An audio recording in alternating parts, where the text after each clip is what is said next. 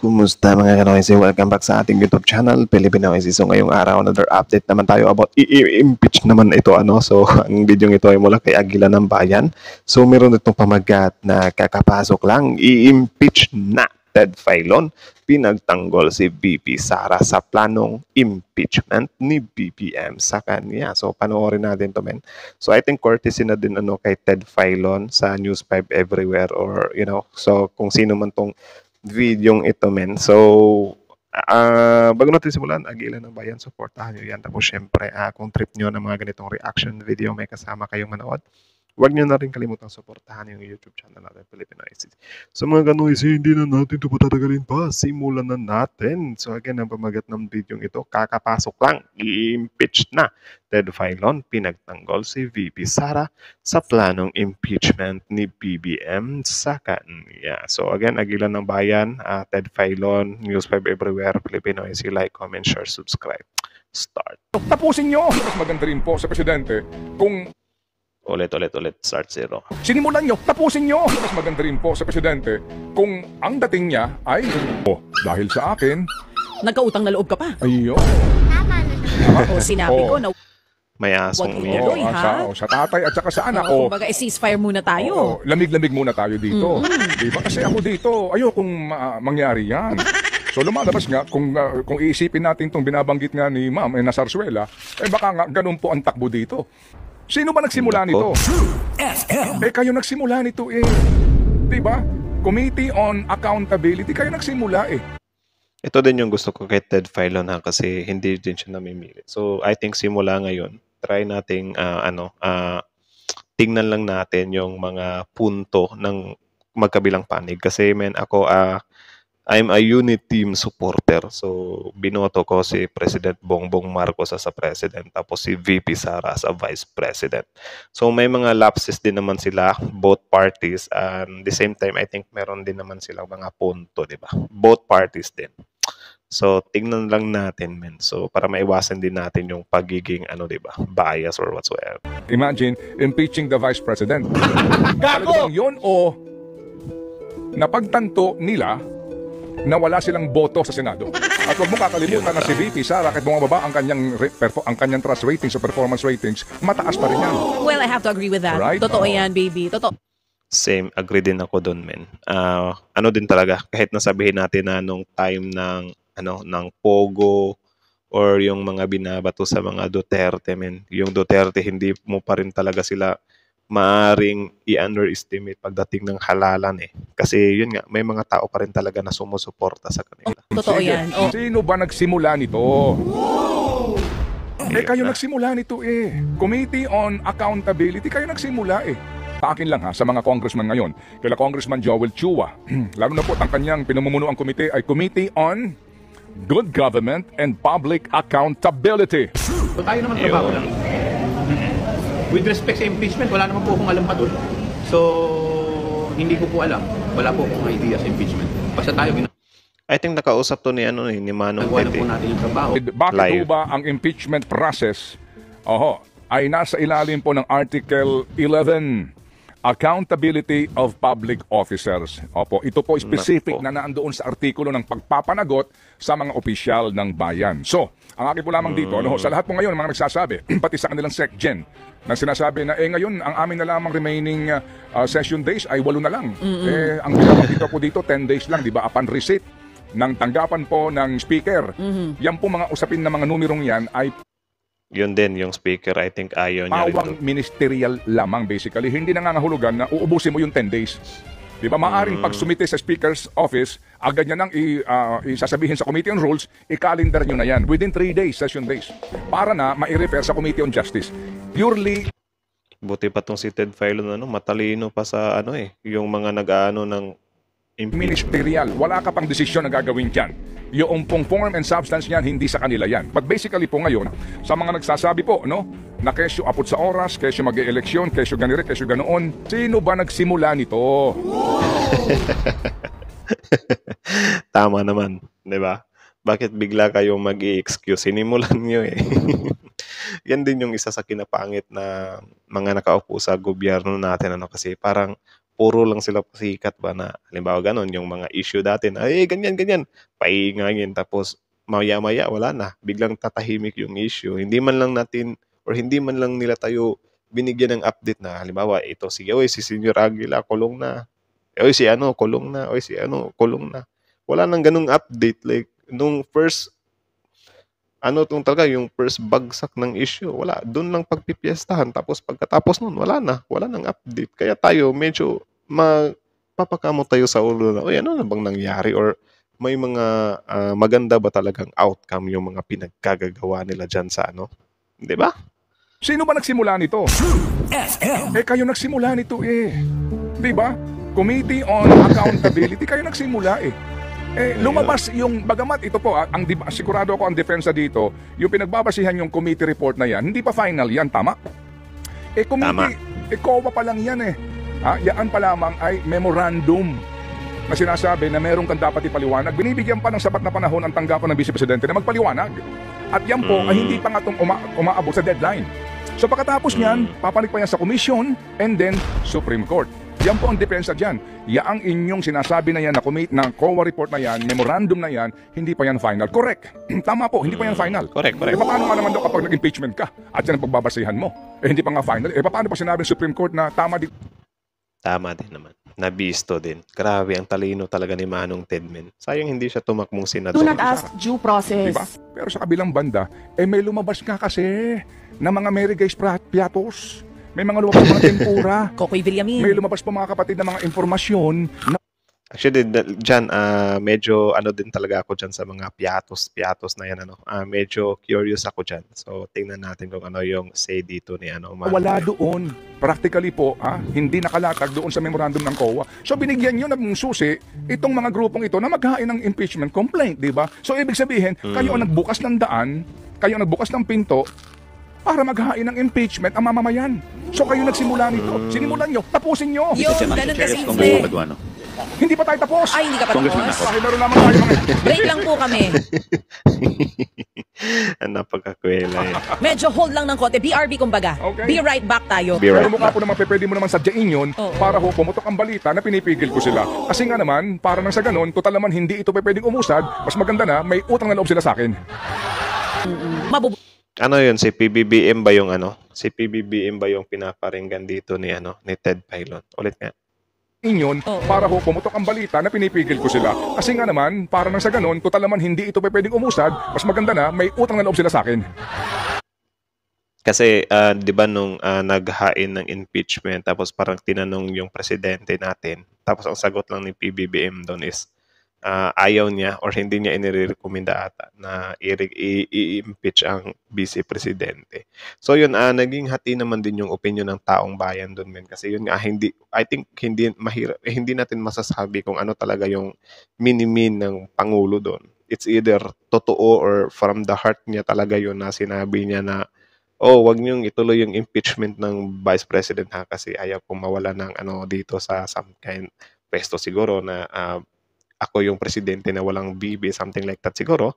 Or, yung tawag dyan, yung hinihinala ng mga taong bayan na parang kunyari ka lang na concern na hindi mo pinapa-impeach para bumango yung pangalan. So, I think, I think yung presidente lang talaga yung nakakaalam ng 100% truth dyan, So, since hindi naman natin makikita yung 100% truth doon, edi wala. May kanya-kanya talaga tayong opinion about dyan.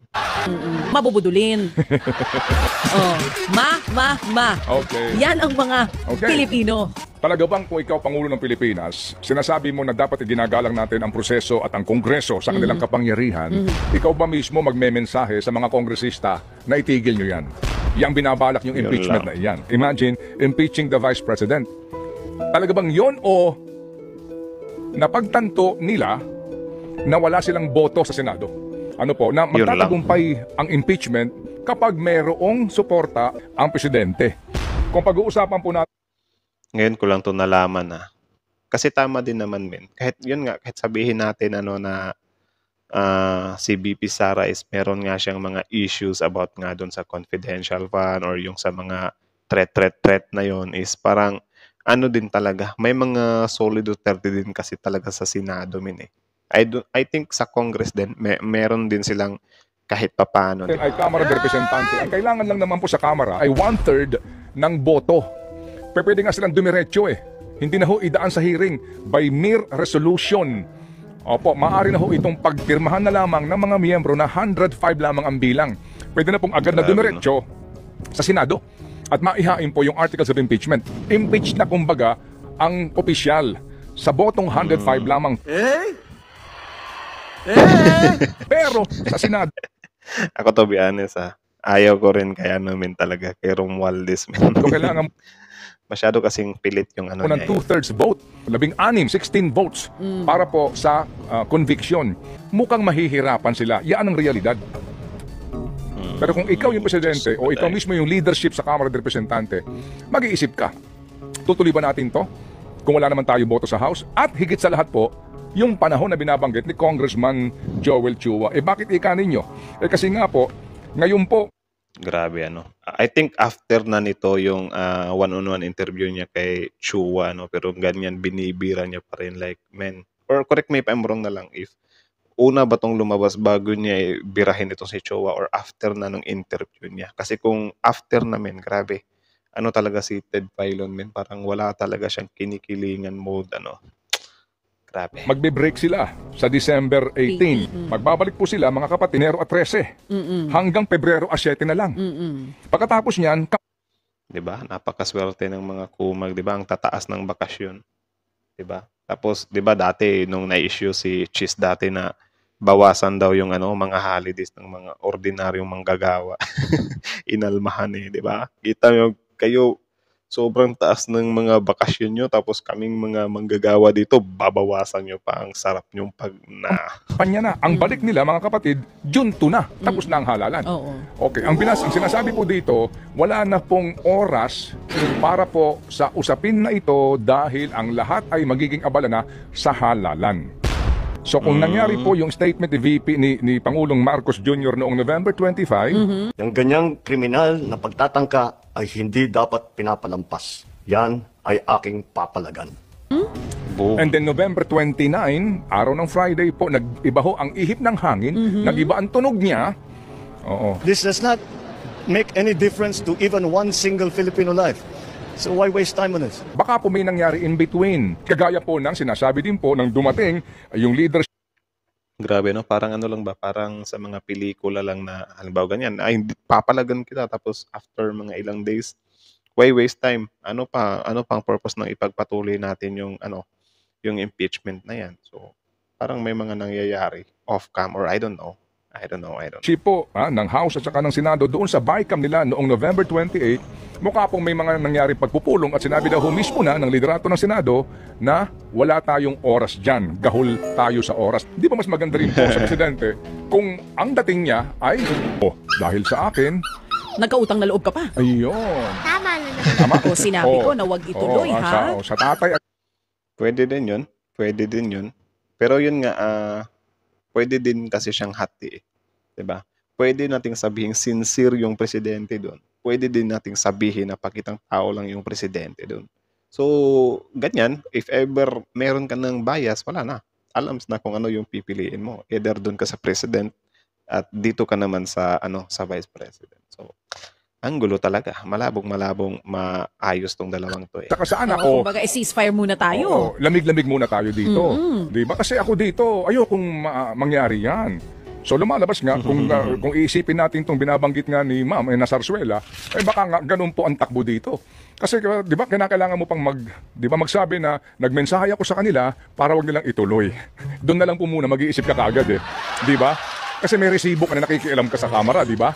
Pero mukha po naman, pwede mo naman sadyain yun para ho pumutok ang balita na pinipigil ko sila. Kasi nga naman, para nang sa ganun, total naman hindi ito pwedeng umusad, mas maganda na, may utang na loob sila sa akin. Tapos ng Actually, nung una pa lang na statement na yun, medyo napagtanto ko na yun na parang baka nga halimbawa ganyan, di ba? Nasabihin ng presidente na huwag nyo nang ituloy yan, pero pwede niya namang yung mga nasa baba, ituloy nyo yan ha. Sasabihin ko lang dito na huwag nyo ituloy. So, pwede, may possibilities din talaga na ganun. Pero yun nga, sabi ko nga sa inyo, may possibilities din na sincere siya. nakadepende na lang talaga sa tao kung ano yung paniniwalaan niya doon. Kasi wala, yung presidente lang naman talaga yung may alam kung ano yung nasa ano talaga nasa loob ng utak niya 'di ba? Alala pa na ang ihip ng hangin Yun na nga. doon kasi pag-uusapan doon 2028 na. Yun na nga. At huwag mo kakalimutan na si VP Sara kahit bumababa ang kanyang trust ratings o performance ratings, mataas pa rin yan. Well, I have to agree with that. Right? Totoo yan, baby. grabe. Totoo yan. Oo. Na baka naman po mag-iba din po ang ihip ng hangin. Alam niyo na mga Pilipino, sabi nga nung isa kong kaibigan na matagal na sa politika, ang mga Pilipino kasi, nakita mo, unang-una, malilimutin. Pangalawa, mapapatawarin. Pangatlo, Tama. madaling madaling Budol. umindayog sa ihip ng hangin. Mabubudulin. Ayun. So, yun lang naman. So, again, ang video ito ay mula kay Agila ng Bayan, Agila ng Bayan, men. So, supportahan nyo yan. So, original video link in the description box below. Also courtesy na din kay Ted Filon and DJ Chacha sa News 5 Everywhere din. Courtesy din sa kanila. So I think kanila tong material na to. So ewan ko inano lang naman inedit ni Agila ng Bayan, 'di ba? So courtesy sa kanilang lahat. So ngayon yun na. Grabe. Kayo guys, anong masasabi nyo doon? Comment down below tapos yun pag-usapan natin yan sa comment section. So again, Agila ng Bayan and News 5 Everywhere, supportahan nyo yun. Tapos syempre, bago nyo iwan yung channel natin, huwag nyo na rin kalimutan supportahan yung YouTube channel natin, Filipino IC. So, kita nyo naman yun. Ted Filon talaga. Grabe. Mula pa talaga dati ito, nung mga issues na especially nung sa Chocolate Hills pa. Grabe. Sobrang believe talaga ako dito kay Ted Filon, kasi wala siyang talaga. I think siya yung pinaka siguro kung tatanungin niyo ako kung sino yung mas matapang kay Ted Filon or kay Raffy Tulfo. Para sa akin si Ted Filon, men. Sa inyo ba? Para sa inyo, sino yung mas matapang? Ted Filon or Raffy Tulfo? Comment down below.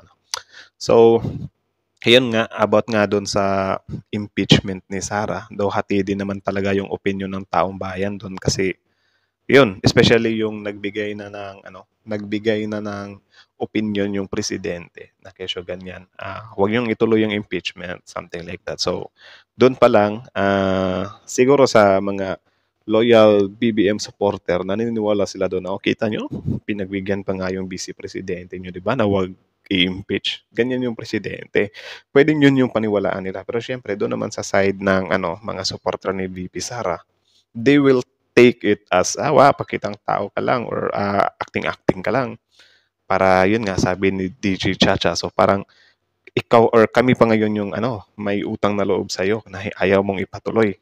'Di ba? So parang magiging hati talaga yung opinion ng tao doon.